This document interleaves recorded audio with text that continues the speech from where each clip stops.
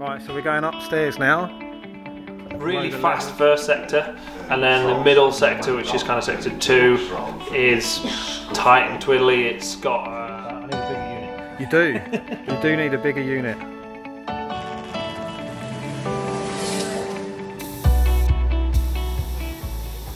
Welcome back to Hickey's Tour Part 3.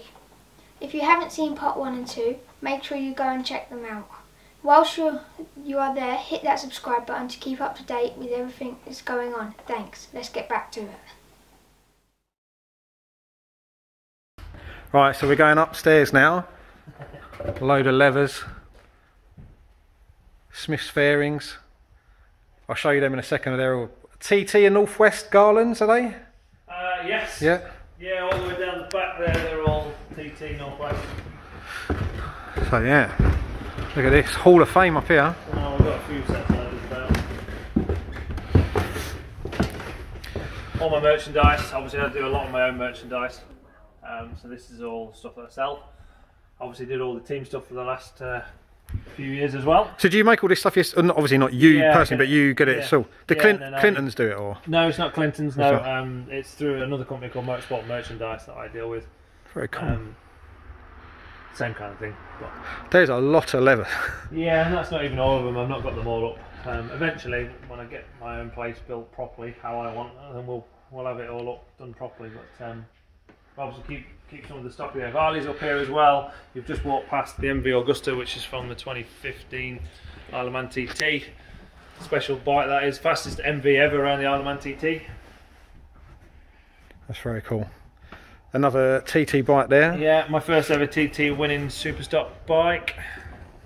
So You've got to love just leaving the dirt on them, haven't you? Yeah. You've got to. It's the law, isn't it? So I bought it off the team at the end of 18. And then that's a special bike. Very special RCV. RCV. Very, very nice. So these are basically a road-going MotoGP bike. And Clive was very hospitable to us and invited us in, and I dropped off the stuff that we needed to drop off for HM quick shifters, and Bruce Anstey was riding their bike, and the mechanic showed me around it, let me sit on it and bits and bobs like that. It was very cool. They're proper bikes. And this bike actually, which is in pieces, is Frankie Keely's RG500 from 1986 when he won the Formula 1 championship. That is very cool. Been doing a few things to it, but yeah, it's very nice. And then loads of parts and bits for team as well as Ohvale and all the rest of it. But yeah, a few things about. I need a bigger unit. You do. You do need a bigger unit. Very nice. Look at that. Even though it's time to sit down and sign a few things. That's for the little promo for the gear we've been selling, all the Smith stuff. What do you think then, Zach? It's very cool. You like it here? Yeah. What do you think of all the Ohvales and the stock, the TT bikes and all of that lot? Very cool. Very cool. Yeah, a few images and pictures. And that's Macau there, isn't it? Yeah, Macau's here. This is a really cool photo actually. That's me, Michael Rutter and Stuart Easton. That was Stuart Easton. You're all on the same bike? Yeah, we're all on the same team, so it was the SMT team at the time. And that was the first lap out for practice. We all went out together just to try and get a bit of a nice photo. So what Macau looks tight, really tight. What is it like to ride? Tight and twisty. It's 6 kilometre circuit, so about 4 miles. Really fast first sector, and then the middle sector, which is kind of sector 2, is tight and twiddly. It's got a medium fast kind of chicane, and then a real fast one, and then a real slow one. But the problem with Macau is it all looks the same. So whether you're at turn 5 or turn 17, it looks the same because of the barriers. So the barriers just make everything. You cannot look through any of the corners. The only track in the world I've ever been where you cannot see the exit point, so every single corner's blind. I've never ridden a circuit like it, so that's very unique, isn't it? It's difficult. You have to know the circuit, you have to know where you're at, and it trips newcomers up a lot because one place looks like another place all the time. So you think, oh, I know which corner this is, and actually it's a completely different corner. Did you see that the big crash, not Formula 1 cars, but the Formula cars, massive crash? I can't remember what year that was. GT cars. Is it GT cars? In 18 or 19, they just pile one into that building though, like the geezer went into the building, didn't he? There's no respite from that at all, is there? No. riding a bike right now, it's the most dangerous track in the world, so you've got to be very, very careful. But yeah, it's the last sector as well is really, really fast. So last sector to first sector, proper fast. Turn 1 is like 4th gear, turn 2 is 5th gear, so you're like 150 mile an hour through turn 2, which is when you've got Armco barriers either side, wakes you up.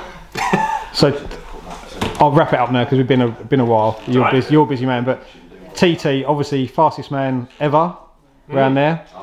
Pretty big accolade. So obviously 2020's been cancelled. Yeah. We know that. That's done, dusted now. Looking forward to 2021.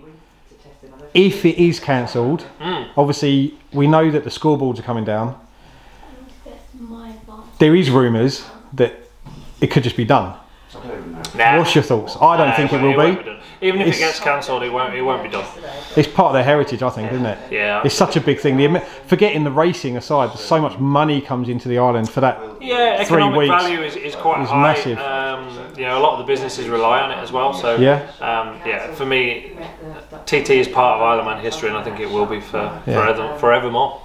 So obviously there is big rumours for 2021, but forget that. Let's get COVID out of the way. 2022 plans for TT there, doing it. Yeah. No, More record. Just keep going as you are. Keep going. Yeah, I want to keep winning races, and I enjoy riding around there. That's the big thing for me. Is I just enjoy riding bikes. I don't really care where it is, whether it's around a car park here out the front, or whether it's at Cadwell Park or the Isle of Man TT. I really don't care. You know, as long as I get to ride bikes, That's all that matters. Wicked.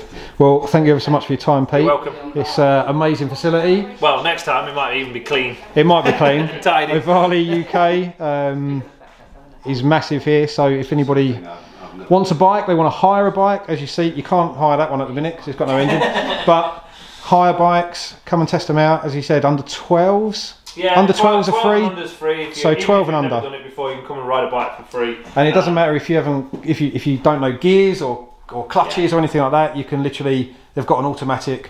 We've got an auto version, or we've got the 4-speed version. So there you go. So twist and go, and you can get out. So give the guys a shout. I'll link them down below, and get yourself out there. It's going to be big. Hopefully, 2020 was decent, really decent for the cup. I think. What was your aspirations at the start? Maybe just to try and get 15 riders, wasn't it? Yeah, by the end of the year was to have 15 riders on the 110 grid, and we actually turned up at round 1, which ended up being June. Which was 16, wasn't there? There was 14. 15 entered, but Kobe, unfortunately, the young lad broke his collarbone the week before, so we had 14 on the grid at round 1. We had an average of 17 or 18 riders from then on, and we actually had 26 different riders in the 110 Cup. So throughout the 2020. To put into perspective how big Ohvale has become just over the 1 year that you've been doing it, and bearing in mind we've had COVID, I think you told me your aspirations for the year was to sell overall, not just the 110 as the cup, but to sell maybe 20-25 bikes. Yeah. How many bikes in total so far? We're not at the end of 2020 yet, but how many have you sold so far? 60 something. So nearly 3 times what the aspiration. Yeah. That's how good these bikes are, and this is how big this cup's going to become. So if you are looking at getting it, it's all going in the right direction here. The bike speaks for itself, you know. There's a lot of criticism in the fact that they're not cheap.